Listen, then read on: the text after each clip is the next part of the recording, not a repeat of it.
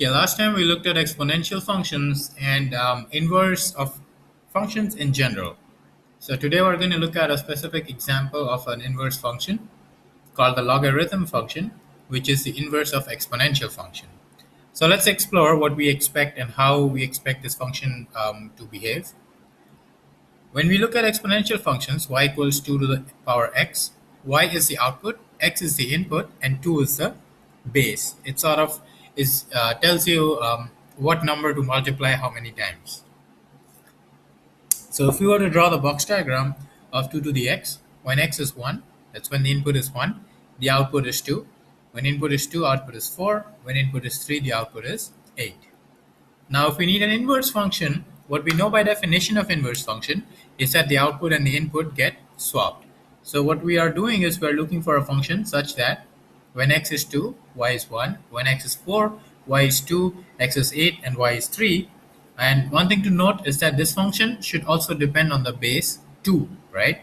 Because you can imagine, for example, if this was 3 to the x instead of 2 to the x, the input and output values would be much different. So we have an understanding of how this inverse function should behave, which means we know what the input-output relationship needs to be. Now we just need to come up with a name. We call it the logarithm function and a way to write it. The way to write it is we write it as y equals log base a x. So in this case, in our example, it would be log base 2 x. That's the output and the input. And kind of you can think of it as in the previous case, you had something in the superscript. Here you have something in the subscript because it's inverse. So in our example, 1 is log base 2 of 2, 2 is log base 2 of 4, 3 is log base 2 of 8, and so on and so forth.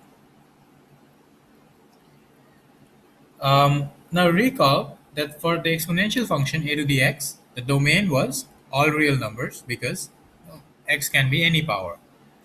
But the range was positive numbers because if you take any number and raise it to any power, it can never be negative. So the range is 0 to infinity. Therefore, for the inverse, that is for log x, the domain is going to be 0 to infinity and the range is going to be r. Concept check here. Why can domain and range be interchanged for inverse functions? So you should be able to answer this question. If you're not, you can always post the question on the Google Classroom stream. Now let's look at the graphs and certain properties of this particular inverse function. Now we learned a process last week for finding the graph of the inverse function from the graph of f of x. So here let's say I draw 2 to the power x, for example. The purple line represents y equals x. We take a reflection using our pivot point to be 0, 1. So we obtain that f inverse of x is log base 2 of x, and this is obtained via reflection. Now some properties of log. Log of 1 to any base is 0. Log of x to the base x is 1. Concept check. How does this follow from the properties of exponent? So hint is rewrite this property as a property of exponent and it should be pretty obvious. The third useful property is log of product is the sum of the logs. Right? So log of AB becomes log of A plus log of B. Similarly, log of A over B becomes log of A, subtract log of B. Log of A to the power B becomes B times log base x of A. Again, concept check here. Can you derive this from the third property?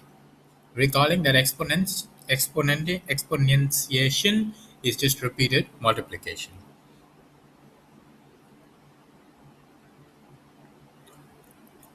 So far what we have is we determined the behavior of the inverse function of an exponential function and we call it the logarithmic function.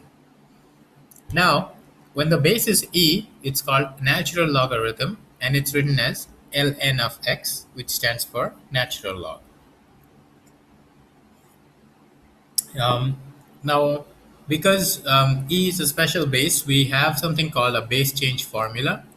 If you want to write log to the base any number a of x, then you can write it as ln x divided by ln of a. This little formula or relationship comes in handy later on when we find the derivative of a general log function. So basically, what this relationship tells us is that all bases can be converted to each other quite easily. So we can just focus on one of them. Now we choose to focus on the natural logarithm. Now this is what the graph of the log function in general looks like. So from the graph, you can observe that the limit as x goes to infinity is positive infinity, and as x goes to 0 from the positive side, it's negative infinity. And it's 0 plus because the left-hand limit does not exist. You can verify that from the graph, and that's because the domain of this function is 0 to infinity. Here's an example of a problem where you use logarithm to solve the equation. So given that log e to the power of 5 minus 3x is 10, take logs on both sides. Now what happens here is when you take this log, the exponent jumps down here, and ln e just becomes 1, because remember in the standard notation, ln e would mean log base e of e, which is 1 by property 2. And then you get x is 5 minus ln 10 over 3. Now, in general, remember that when you do the function followed by the inverse or the inverse followed by the function, you get back to where you started, meaning f of f inverse x equals f inverse of f of x equals x. Okay. So that now if I pick f and f inverse to be specifically the exponential and the logarithmic function, I can say that e to the power ln of f of x equals ln of e to the f of x equals f of x. Now this is a really handy relationship because sometimes we may want to rewrite functions as exponents or as logarithms, as we will see in one of the applications pretty soon. Now that we have an understanding of the log function, we want to derive the derivative. Now my claim is that the derivative of the log of ln of x is 1 over x. Now first of all, from last week's theorem, we know that f inverse exists for differentiable function f of x because f of x differentiable implies that f inverse x is differentiable. At this point, you should pause and try to remember what the sketch of the proof was. We basically used the reflection axis to show that. Let y equals ln of x, which means x is e to the y. We can take a derivative now, and remembering that implicit differentiation can be used for the right hand side, so that dx over dx becomes d over dx of e to the y. Left hand side is 1, e to the y times dy over dx. So dy over dx is 1 over e to the y, but what is e to the y? It's actually x, so it's 1 over x as required.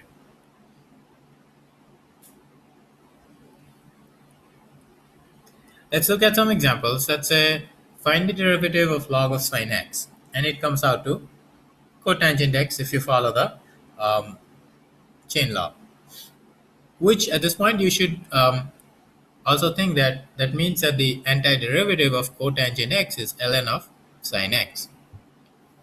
Find the absolute minima for this function x squared ln x. Take the derivative, applying the product rule. You end up with x times 2 ln x plus 1. For the derivative to be 0, x is 0 or log x is negative half, which means that x is e to the negative 1 half. I'm going to leave this as an exercise for you to verify that this is a minima, which means you can either look at how the signs of the first derivative change within those intervals, or you can use the second derivative test to verify that this is a minima. So this should help you review your Calc 1 stuff. So make sure you pause the video and try out and verify that it is actually a minima. Now, let's change the argument from x to absolute value of x and find the derivative. Recall that absolute value of x is a compound function whose definition is x when x is positive and negative x when x is negative. So that the log becomes ln x and ln of negative x, and the derivative becomes 1 over x and 1 over negative x times negative 1, which also comes out to 1 over x. So we can say the derivative is 1 over x for all x not equal to 0. This upside down a is a notation for all. And this gives us an important integration result, that the integration of 1 over x dx, or the antiderivative, is log of absolute value of x plus c. We can use this, for example, to find the antiderivative of tan x, because that's sine x over cosine x. Now remember, derivative of cosine x is negative sine x. So that gives us the idea that we can let u be cosine x. Du is negative sine x dx, or negative du is sine x dx, which means I can rewrite tan x dx as negative 1 over u du, which becomes negative log of absolute value of u plus c, or negative log of absolute value of cosine x plus c, which becomes log of secant x plus c if I were to remove this negative sign. I'll pause the video here. A concept check question. What happened in this last step here, and why is this true? Why is the negative ln absolute value of cosine x equal ln of secant x? Where did the negative go? Why did the cosine change into a secant? Hint is that it's got something to do with the property of logarithm. So more examples. Let's say you want to find the antiderivative of ln x over x. Observe that the derivative of log x is 1 over x. So u becomes, if u is ln x, then du is dx over x. And the integral is now u du, which is ln squared over 2 plus c. In general, if you have log of any base a, then the derivative is 1 over x times ln a. And if you have any base a, the exponential function derivative becomes a to the x times ln a. So for the first part, as I mentioned before, when we were looking at the log-based change formula, that is the reason why this is true. You can go back and verify that this is in fact true.